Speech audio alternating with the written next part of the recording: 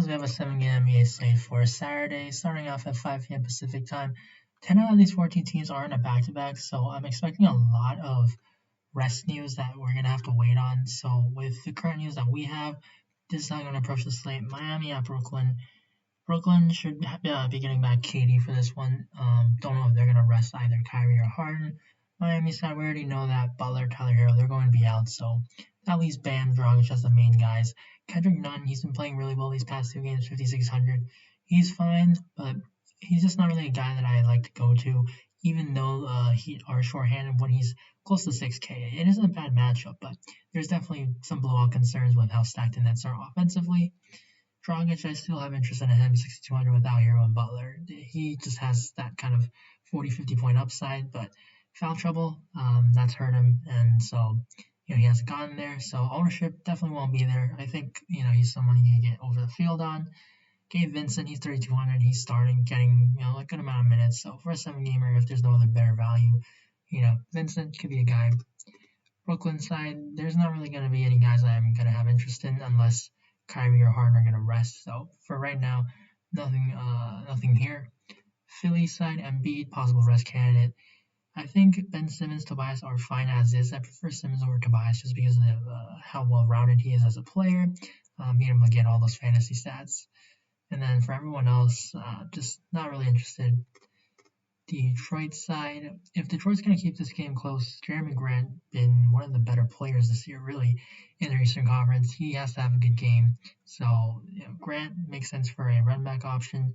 Plumlee, he's fine. He got into foul trouble, so his minutes were down. Rose, back-to-back, sometimes he doesn't play. We're going to have to wait on that one. Wayne Ellington, he's been shooting pretty well. Could be a value play starting at shooting guard, 3,800 only. Josh Jackson, a lot more riskier, but he's cheap, 3,700. He definitely has some upside. New Orleans, I like the Pelicans team. They are healthy, but their prices are finally a lot cheaper now. And Minnesota's just a team that they are really bad defensively. So I like Ingram, I like Zion a lot. I prefer Ingram because he has more assist upside and he just is a more well-rounded scorer. And Lonzo and Bledsoe, I like these guys, but it's just going to be difficult predicting which one is going to get that good game. Lonzo, his minutes were back to normal last time. It was a blowout, so everyone's minutes were down. But Bledsoe, Lonzo, they both are guys that will get peripherals, they'll get steals. So I have a lot of interest. Just depends on how your lineup construction is. If you need a shooting guard, then you can get Bledsoe. You have the money, go up to Lonzo. So wait and see. JJ Redick value, 3,600. Doesn't really play a whole lot of minutes. Like maybe gets 20s max, but he's a value. Can get hot from the 3, and you can pick up more minutes that way. Minnesota, D'Lo 8,600. They were blown out. Malik Beasley 1,600. So I do expect them to play probably a little bit better here. And with Ricky Rubio back, it definitely hurts the guards a little bit more, hurts their assist upside. But Rubio is a pass-first guard, so maybe that helps the team just stay competitive, get better quality shots. So I have interest in Rubio. I don't know why he's so questionable. He played Friday, so I do have interest in all 3 of these guards. Anthony Edwards has been shooting really badly, and he's not getting peripherals, but 4,500, he has some upside at this price. And for everyone else, they're cheap, but I don't feel good about Jaden McDaniels or Culver or Kogi. So wait and see, depending on the value from these other games. Lakers side, I like 80 over LeBron here. The Bulls are a lot weaker inside, and if you're into narratives, 80 is from Chicago, so that's the narrative. Lakers are going to Chicago. The Bulls are going to be without Wendell Carter probably again, so they're going to be even weaker at center. Harrell, Gasol as a value, sure. Caruso, he's okay, he's cheap, but same thing, just like Wesley Matthews, they're not getting enough minutes and they're not that productive when all these Lakers are healthy. The Bulls side, Zach LaVine, you have to start with him. Without Wendell, they do go small a lot. Like Gafford, he's still in play. I think he could definitely earn more minutes this time because this is a team that is a lot bigger. They were playing the Hornets last time, so they could go small, Lauren Markkinen. Gafford could probably get into 20s in minutes, so I do have interest in him. He's still near mid price. And then everyone else, Kobe White with Saddleback, he's still in play because Kobe has that 50-point upside, but it is a very tough matchup. So really, LaVine, Like he's obviously the main guy, but he is expensive, so he still has the upside though. If you're trying to make maybe a game stack or running it back, yeah, Levine definitely makes sense. Houston side, Oladipo hasn't played in any back-to-backs this year, so we have to think that he could probably rest here.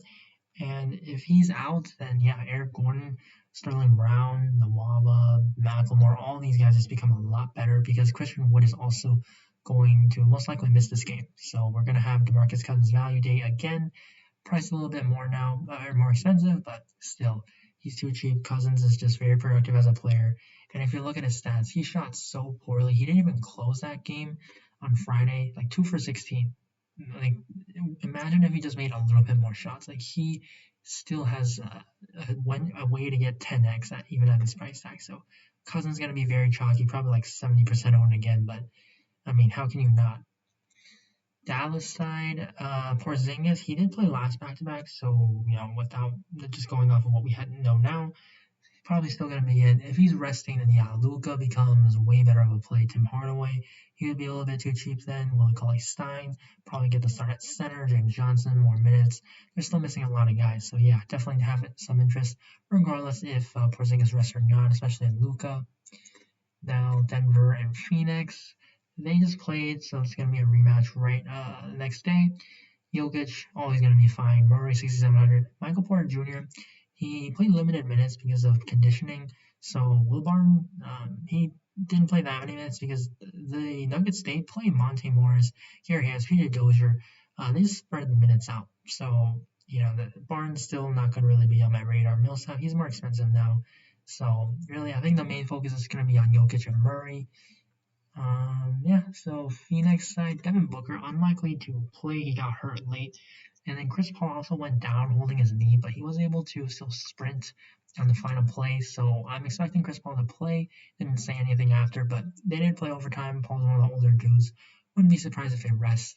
But right now, if Booker is going to indeed miss, Chris Paul, not knowing, or that if we go off of what we know right now again, Paul and Booker out. Yeah, Paul's going to be one of the better plays on the slate. DeAndre Ayton, fantastic as well. He's played really well in the past against Jokic, and that continued on Friday again. So I like Ayton a lot. 7,700 still very much in play. Without Sarge, they're playing Kaminsky a lot at the center instead, and he's not been getting as many minutes as Sarge. So it's helped Ayton's minutes a lot. And then Bridges, 5,400, Crowder, Cameron Johnson. They could start Cameron Payne or Jay Crowder and slide Bridges to the 2, or if Payne's in, then Bridges still stays at 3. So we have to wait on the lineup. But good thing that this slate it's pretty compact, 5 and 6 p.m. starts, so we should know ahead of time. Wouldn't be surprised if like Galloway and Moore were to start, but yeah, just gotta wait and see. And then the last game, Golden State, Utah. These teams are not on a back-to-back. Curry definitely fine. Utah, good defense, but Curry's just an MVP guy. He can definitely go off for like 70 any night, so he's in play. Wiggins, Oubre. Oubra's price is a little bit expensive now, but he deserves it because he's been playing better recently, and it's because of the minutes. Like, he was playing 20s, but now that he's getting staggered with the bench instead of Wiggins, that's been helping those minutes, and he's been getting 30 plus. So he's in play. Draymond Green was ejected last game. Shouldn't have been, but that's how it is. 5,500, price is the same. Utah, they have a good defense again, but he should play a lot more minutes this time, and he has that kind of upside. So Draymond in play.